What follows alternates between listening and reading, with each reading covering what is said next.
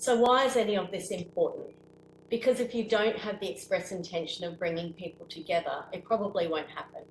If your team is only using the term social inclusion as your methodology, unless you use the active practice of interculturally working with people, you won't achieve social inclusion.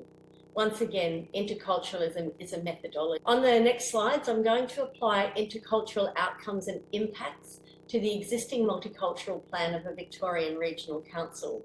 My thank you to them for allowing me to review their multicultural action plan.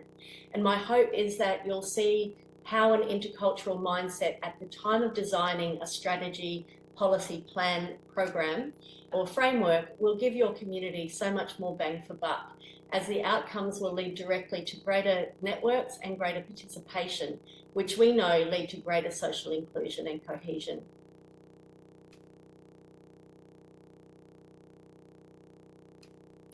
Okay, so this is the current multicultural action plan of that Victorian Regional Council.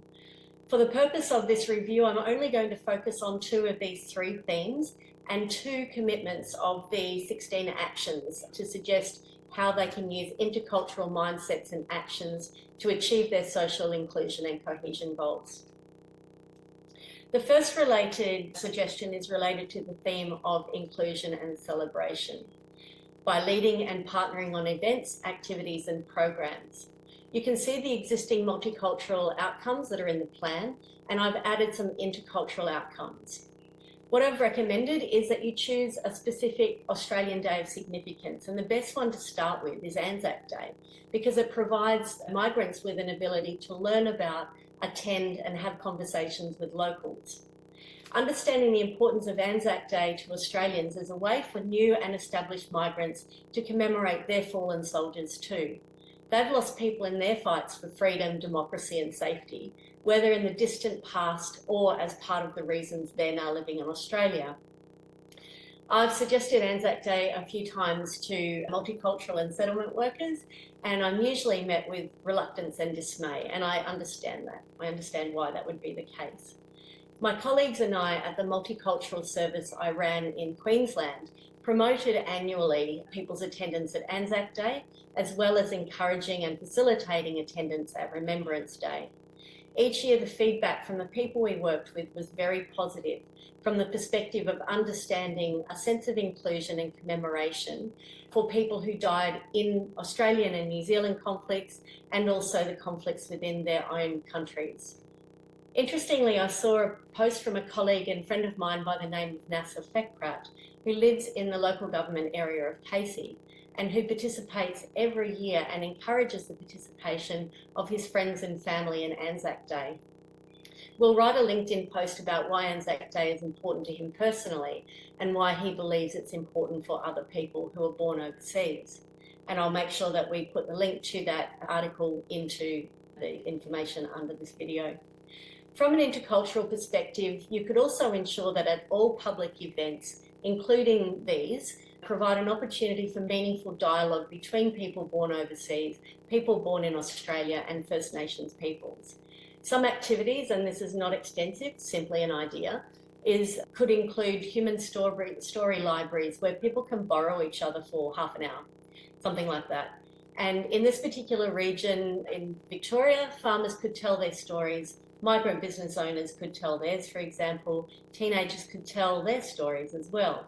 Anything that literally provides opportunities for people to talk to each other can only be a good thing. And this again is the methodology of interculturalism.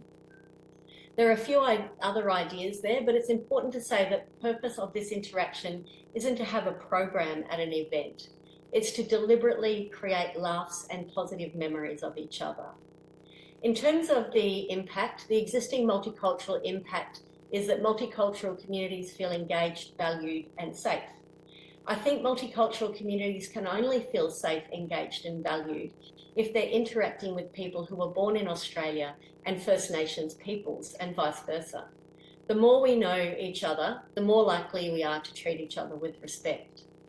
So my suggestion is that the multicultural impact could be broadened with intercultural impacts where people are born overseas and third or more generation Australian-born people and First Nations peoples are encouraged, amongst other important days, to attend days of commemoration, and that all public events with an intercultural focus will result in attending and being seen at days of Australian significance. That all people in that community are feeling more engaged in their broader culturally diverse community. That the feeling for local Australians who are third or more generation are that Australian values and customs are valued by migrants.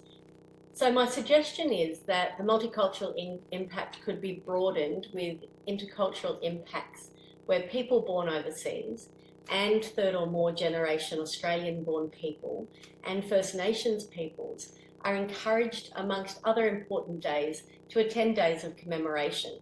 And more than this, that all public events have an intercultural focus, which will then result in people attending and being seen at days of Australian significance. People within communities feeling more engaged in their broader community.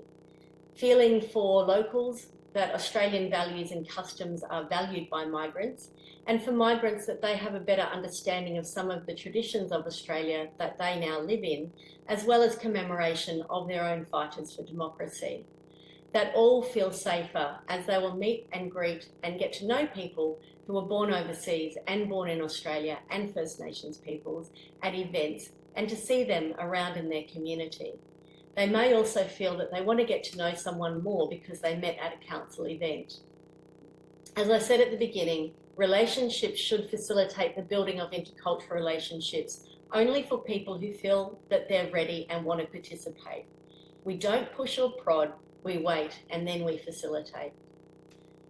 In the last example from the Multicultural Action Plan, Council commits to providing opportunities for multicultural communities to maintain healthy and active lifestyles and be well connected in the community by assisting multicultural communities to plan and prepare for disasters and critical incidents. My suggestions for intercultural outcomes where they're not already happening in this community, in this region, are working with Council's emergency management team and external SES and other voluntary emergency services to facilitate volunteering of especially newly arrived migrants who want to be involved.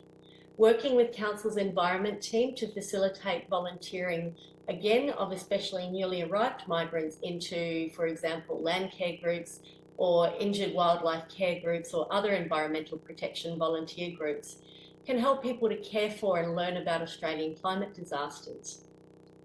Working directly with migrant community organisations to ensure that messages get through, and that to also ensure that people are not passively engaged as they might be through a communication campaign or with brochures, for example, or information sessions. They may not understand the urgency for disaster preparation and personal threat to their family and property unless they have people within their community providing them with that information. Once again, this isn't a time-limited program of mentoring or inclusion. It's an intentional facilitation of relationship building, participation by migrants, and becoming a valued member of that group. And again, we don't push or prod, we wait and then we facilitate. The existing multicultural impact for this particular program of assisting multicultural communities to plan and prepare for disasters is that multicultural communities participate in programs and activities that respond to positive health, well-being and engagement.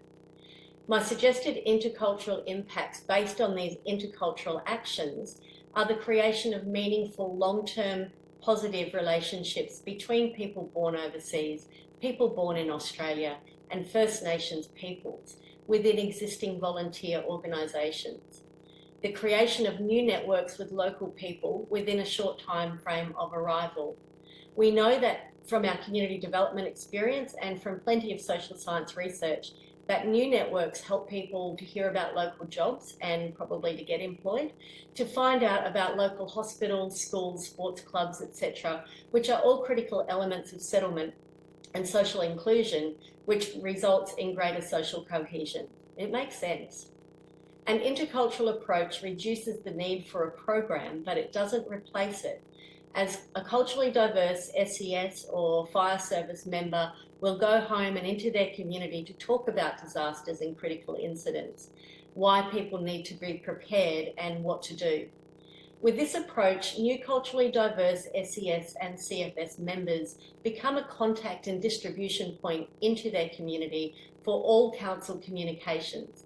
And this directly loops back to two communications goals that sit under different themes under Council's multicultural plan.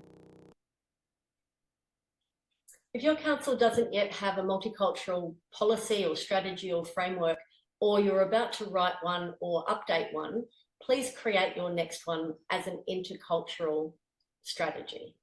If you do have a multicultural policy or strategy, add some intercultural impacts to your action plan. If you have the chance to influence strategies for other units or departments in your council, help them to write intercultural actions that will make your job of inclusion and cohesion much easier. If you'd like a copy of these slides, or you have any questions or comments, or you'd like to talk about how we can help, please contact me. I do ask that you attribute models, texts, and statements to me if you're using any of this work. Thanks for watching. You're welcome to link with me on LinkedIn, and please read my LinkedIn articles so you have a more comprehensive understanding of the thoughts and models that are behind this presentation. Thanks once again.